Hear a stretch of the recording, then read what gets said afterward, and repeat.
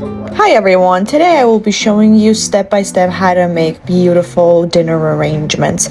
So firstly we want to prep our vase and tools, and before we start arranging, make sure our vase is clean. Trim any leaves that will be below the water line for your flowers. This will keep the water clean and helps them blossom and last longer.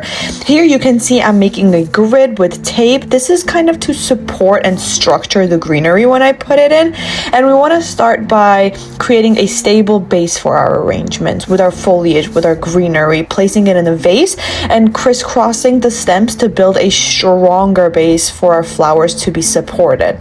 We also want to let this greenery flow down more naturally and to give it a relaxed look. Now we want to introduce focal flowers. This is your largest and the most beautiful blossoms, such as roses, peonies, hydrangeas. Here you can see us using hydrangeas. We cut the stem to the appropriate sizing for the vase, and we peel the bottom of it for it to be able to absorb water better. Now we add our second fillers to give your piece more texture and more dimension. These are usually smaller blooms that complement your focal flowers. As you can see, we're using smaller hydrangeas. Here you want to tuck them into the gaps to create a lush, full appearance. And you also want to incorporate lighter accents and textures, such as ranunculus. We're using roses to fill those extra spaces that are left over. And as you can see, we're doing the same thing here. We're cutting down to the appropriate size for the vase, and then we're filling the gaps in between whatever we already have within the arrangement and in the vase.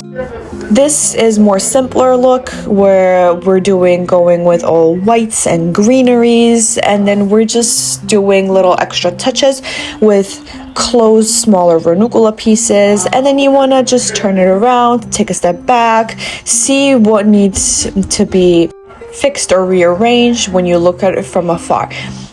Making arrangements is also a great way to bring more personality into it. The second version of a table vase, we are going for more colors, for more pop, for more dimension and levels.